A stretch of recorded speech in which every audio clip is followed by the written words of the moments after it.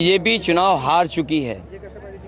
उनकी भाषा से, उनके भाषण से पूरे देश की जनता जान गई है कि उनका काउंटडाउन शुरू हो गया है। जितना ऊंचाई पे उन्हें जाना था वो जा चुके हैं।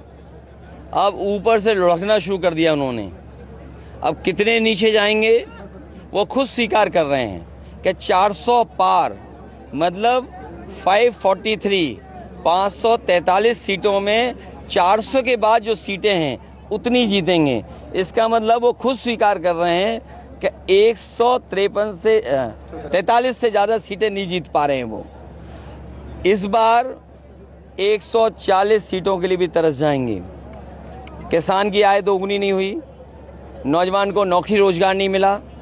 जो निवेश के सपने दिखाए थे कि इतने लाख करोड़ का लखनऊ में निवेश आया है, 1 डिस्ट्रिक्ट 1 प्रोडक्ट, डिफेंस एक्सपो और G20, न देश की जनता, उत्तर प्रदेश की जनता इन्वेस्टमेंट मीट भूली है, ना डिफेंस एक्सपो भूली है, ना G20 के आयोजन भूली है। और 1 डिस्ट्रिक्ट 1 प्रोडक्ट उसका क्या ज़मीन पर दिखाई दे रहा है। इसलिए नौजवान जो बेरोजगार है, 90% नौजवान बेरोजगार रह गया। हर परीक्षा इन्होंने पेपर लीक करा दिया। अभी आखिरी में जो पुलिस भर्ती हुई उसका भी पेपर सरकार ने जानबूझ करके लीक करा दिया। क्या बीजेपी की सरकार उत्तर प्रदेश में, बीजेपी की सरकार हरियाणा में, और इनका पेपर लीक हो रहा है।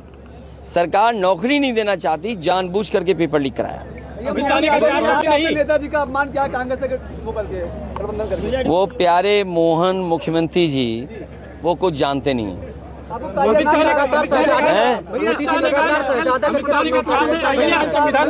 क्या कहा उन्होंने?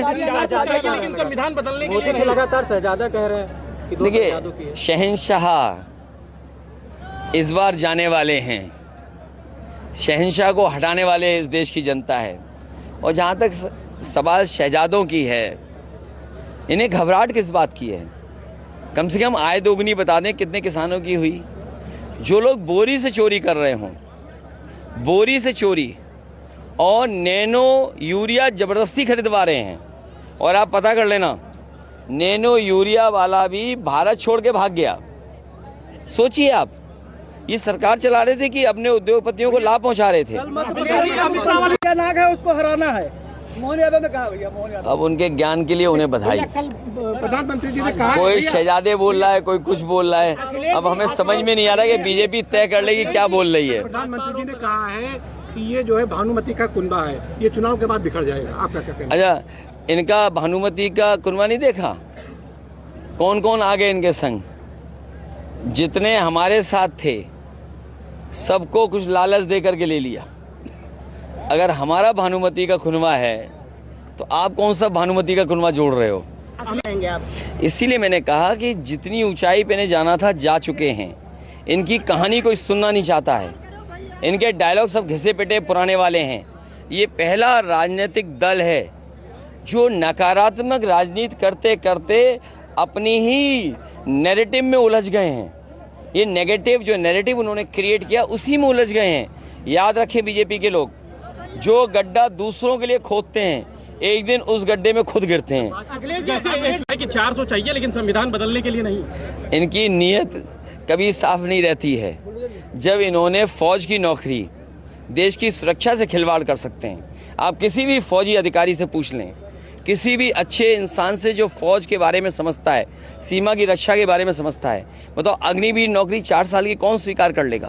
क्या 4 साल में आप ट्रेनिंग पा करके सीमा की रक्षा कर पाएंगे? टैंक चलाना तो आप नहीं सीख सकते 4 साल में। आप क्या उम्मीद करोगे सीमा की रक्षा करेंगे? और क्या भरोसा बीजेपी वालों का, जिन्होंने नोटबंदी कर दी हो, बैंकें डुबा दी हो, हमारे खाकी वर्दी वालों की भी नौकरी 3 साल कर दें? कोई भरोसा है इनका? संविधान में नौकरी है कि नहीं है? बताओ, आउटसोर्स कर दी नौकरी कि नहीं कर दी? सब संविदा और आउटसोर्स में नौकरी है कि नहीं है? अरे आप लोग भी खुशियां मनाइए। 4 जून को आपके लिए भी खुशियों का दिन आ रहा है। फ्रीडम ऑफ प्रेस, प्रेस भी आज़ाद होगी उस दिन। हमारे उत्तर प्रदेश के मुख्यमंत्री उल्टा पुल्टा मुख्यमंत्री हैं। उनका ज्ञान नहीं देखा आपने?